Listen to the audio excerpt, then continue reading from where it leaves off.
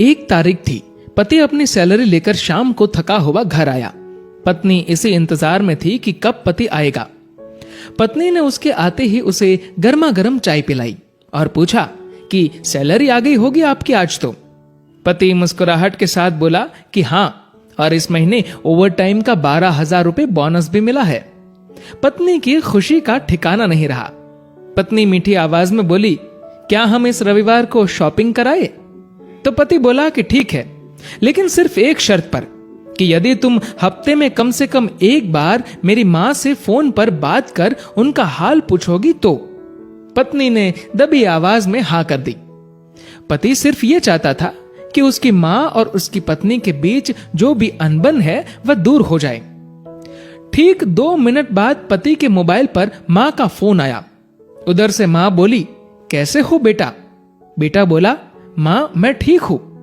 मां ने सबका हालचाल पूछा तो पत्नी इधर मुंह बनाकर मन में सोच रही थी कि 1 तारीख है, अभी सैलरी आई है, इसलिए फोन करके पैसे मंगवाना चाहती है, लेकिन मैं 1 पैसा भी नहीं देने दूंगी इस बार तो।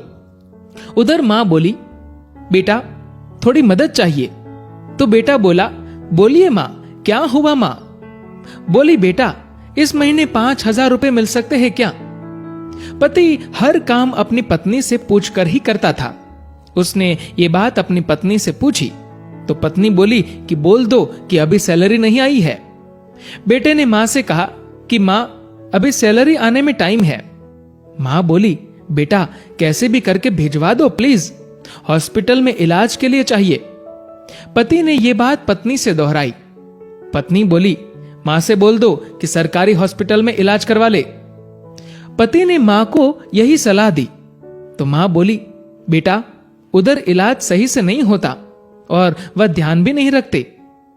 इस बार तो पत्नी को गुस्सा आ गया और वह अपने पति से बोली कि बोल दो उन्हें कि हमारे सर पर पहले से इतना बोझ है और अब इससे ज्यादा हम सह नहीं पाएंगे, इसीलिए सरकारी हॉस्पिटल में ही इलाज करवाओ। पत्नी के शब्द बिगड़ गए ये बोलते हुए कि वैसे भी 4-5 दिन की मेहमान है। पति इस बार बोला कि ऐसे तो मत बोलो मां के बारे में। इस बार पति को थोड़ा गुस्सा आ गया, लेकिन मन को शांत करते हुए मां से बोला, मां इस महीने नहीं हो पाएगा, इसलिए सरकारी हॉस्पिटल में ही करवा लीजिए आप इलाज। मां उधर से भीख मांगने लगी कि बेटा प्लीज 2,000 रुपए तो दे दो। तो पति आंखों में आंसू के साथ पत्नी से बोला कि कम से कम 2,000 रुपए तो देने दो।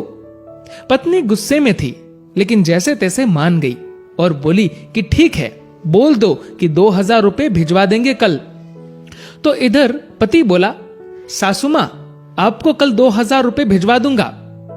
पति के मुंह से इस बार मां की जगह सासू मां सुनते ही पत्नी को चक्कर आने लग गई, जुबान लड़खड़ाने लगी, पसीना छूट गया और पति से पूछा कि क्या ये मेरी मां का फोन आया है? पति बोला, हां तुम्हारी मां का ही फोन है। मैं तो तुम्हारी मां को भी अपनी मां ही समझता हूं, लेकिन तुमने कभी मेरी मां को अपनी मां की तरह समझा ही नहीं। पत्नी इस बार जोर से रो पड़ी और फोन में माफी मांगने लगी कि मुझे माफ कर दो मां, मुझसे बहुत बड़ी गलती हुई है। तो उधर से मां बोली, बेटी यदि सिर्फ एक मां का दिल दुखाया होता तो माफ कर देती, लेकिन तुमने तो आज एक नहीं बल्कि 2 मां का दिल दुखाया है। यदि आज मैं तुम्हें माफ भी कर दूं तो भी ऊपर वाला तुम्हें माफ नहीं करेगा।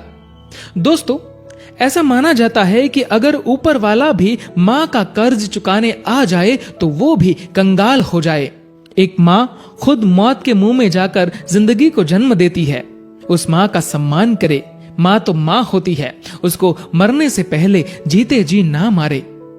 दोस्तों, इस कहानी को लेकर आपकी क्या राय है नीचे कमेंट करके जरूर बताएगा। और दोस्तों, अगर आपको ये वीडियो अच्छा लगा हो तो इस वीडियो को लाइक करेगा और ज्यादा से ज्यादा लोगों तक शेयर करेगा।